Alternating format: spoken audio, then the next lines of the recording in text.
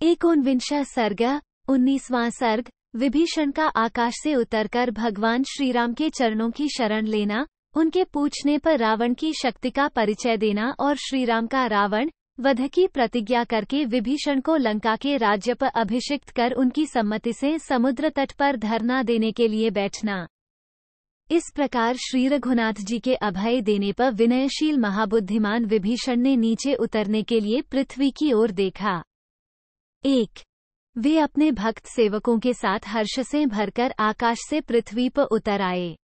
उतरकर चारों राक्षसों के साथ धर्मात्मा विभीषण श्रीरामचंद्र जी के चरणों में गिर पड़े। 21/2। उस समय विभीषण ने श्रीराम से धर्मानुकूल, युक्तियुक्त, समयोचित और हर्षवर्धक बात कही। 31/2। भगवन, मैं रावण का छोटा भाई हूँ। रावण ने मेरा अपमान किया है। आप समस्त प्राणियों को शरण देने वाले हैं, इसलिए मैंने आपकी शरण ली है। 41/2। अपने सभी मित्र, धन और लंकोपुरी को मैं छोड़ आया हूँ। अब मेरा राज्य, जीवन और सुख सब आपके ही अधीन है। 51/2। विभीषण के ये वचन सुनकर श्रीराम ने मधुर वाणी द्वारा उन्हें सांत्वना दी और नेत्रों से मानो उन्हें पी जाएंगे, इस प्रकार प्रेमपूर्वक उनकी ओर देखते हुए कहा। 61/2। विभीषण, तुम मुझे ठीक राक्षसों का बलाबल बताओ। अनायास ही महान कर्म करने वाले श्रीराम के ऐसा कहने पर राक्षस विभीषण ने रावण के संपूर्ण बल का परिचय देना आरंभ किया। 7-8। राजकुमार, ब्रह्माजी के वरदान के प्रभाव से दशमुख रावण केवल मनुष्य को छोड़कर गंधर्व, नाग और पक्षी आदि सभी प्राणियों के लिए अवध्य है। 9। रावण से छोटा और मुझसे बड़ा जो मेरा भाई कुंभकर्ण है, वो महातेजस्वी और पराक्रमी है। युद्ध में वह इंद्र के समान बलशाली है। 10। श्रीराम, रावण के सेनापति का नाम प्रहस्त है। शायद आपने भी उसका नाम सुना होगा। उसने कैलाश पर घटित हुए युद्ध में कुबेर के सेनापति मणिभद्र को भी पराजित कर दिया था। 11। रावण का पुत्र जो इंद्रजित है, वो गोह के चमड़े के बने हुए दस्ताने पहनकर अवध्य कवच धारण करके हाथ में धनुष ले जब युद्ध में खड़ा होता है, उस समय अदृश्य हो जाता है। 12। रघुनंदन, श्रीमान इंद्रजित ने अग्निदेव को तृप्त करके ऐसी शक्ति प्राप्त कर ली है कि वह विशाल व्यूह से युक्त संग्राम में अदृश्य होकर शत्रुओं पर प्रहार करता है। 13। महोदर, महापार्श्व और अकंपन, ये तीनों राक्षस रावण के सेनापति हैं और युद्ध में लोकपालों के समान पराक्रम प्रकट करते हैं। 14। लंका में रक्त और मांस का भोजन करने वाले और इच्छानुसार रूप धारण करने में समर्थ जो 10 कोटि सहस्र 1 खरब राक्षस निवास करते हैं, उन्हें साथ लेकर राजा रावण ने लोकपालों से युद्ध किया था। उस समय देवताओं सहित वे सब लोकपाल दुरात्मा रावण से पराजित हो भाग खड़े हुए। 15-16। विभीषण की यह बात सुनकर रघुकुल तिलक श्रीराम ने मन उस सब पर बारंबार विचार किया और इस प्रकार कहा। 17। विभीषण, तुमने रावण के युद्ध विषयक जिनजिना पराक्रमों का वर्णन किया है, उन्हें मैं अच्छी तरह जानता हूं। 18। परंतु सुनो, मैं सच कहता हूं कि प्रहस्त और पुत्रों के सहित रावण का वध करके मैं तुम्हें लंका का राजा बनाऊंगा। 19। रावण रसातल या पाताल में प्रवेश कर जाए अथवा पितामह ब्रह्माजी के पास चला जाए तो भी वह अब मेरे हाथ से जीवित नहीं छूट सकेगा। 20।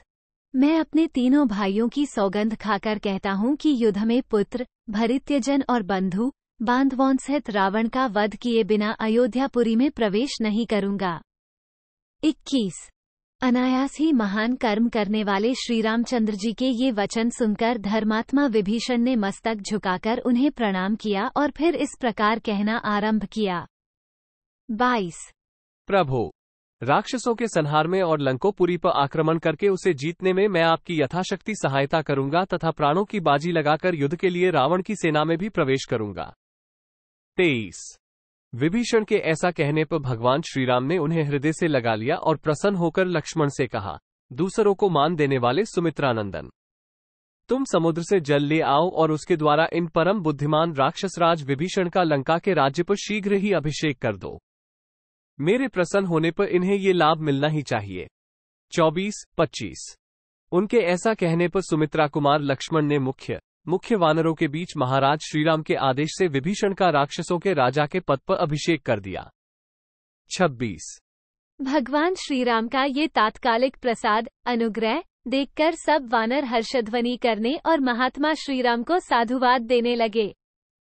27। तत्पश्चात हनुमान और सुग्रीव ने विभीषण से पूछा, राक्षसराज, हम सब लोग इस अक्षोभ्य समुद्र को महाबली वानरों की सेनाओं के साथ किस प्रकार पार कर सकेंगे? जिस उपाय से हम सब लोग सेना सहित नदों और नदियों के स्वामी वरुणालय समुद्र के पार जा सके, वो बताओ। 29। उनके इस प्रकार पूछने पर धर्मात्मा विभीषण ने यूं उत्तर दिया, रघुवंशी राजा श्रीराम को समुद्र की शरण लेनी चाहिए। 30। इस अपार महासागर को राजा सगर ने खुदवाया था। श्री रामचंद्र जी सगर के वंशज हैं, इसलिए समुद्र को इनका काम अवश्य करना चाहिए। 31। विद्वान राक्षस विभीषण के ऐसा कहने पर सुग्रीव उस स्थान पर आए जहां लक्ष्मण सहित श्रीराम विद्यमान थे। 32। वहां विशाल ग्रीव वाले सुग्रीव ने समुद्र पर धरना देने के विषय में जो विभीषण का शुभ वचन था उसे कहना आरंभ किया। 33। भगवान श्रीराम स्वभाव से ही धर्मशील थे, अतः उन्हें भी विभीषण की यह बात अच्छी लगी।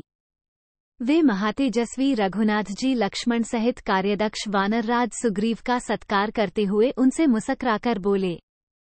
341/2। लक्ष्मण, विभीषण की यह सम्मति मुझे भी अच्छी लगती है, परंतु सुग्रीव राजनीति के बड़े पंडित हैं और तुम भी समयोचित सलाह देने में सदा ही कुशल हो। इसलिए तुम दोनों प्रस्तुत कार्य पर अच्छी तरह विचार करके जो ठीक जान पड़े वो बताओ। 35-36। भगवान श्रीराम के ऐसा कहने पर वे दोनों वीर सुग्रीव और लक्ष्मण उनसे आदरपूर्वक बोले। 37। पुरुष सिंह रघुनंदन, इस समय विभीषण ने जो सुखदायक बात कही है वो हम दोनों को क्यों नहीं अच्छी लगेगी? 38। इस भयंकर समुद्र में पुल बांधे बिना इंद्र सहित देवता और असुर भी इधर से लंकोपुरी में नहीं पहुंच सकते। 39। इसलिए आप शूरवीर विभीषण के यथार्थ वचन के अनुसार ही कार्य करें। अब अधिक विलंब करना ठीक नहीं है। इस समुद्र से यह अनुरोध किया जाए कि वो हमारी सहायता करे, जिससे हम सेना के साथ रावण पालित लंकोपुरी में पहुंच सकें। 40। उन दोनों के ऐसा कहने पर श्री रामचंद्र जी उस समय समुद्र के तट पर कुश बिछाकर उसके ऊपर उसी तरह बैठे जैसे वेदी पर अग्निदेव प्रतिष्ठित होते हैं। 41।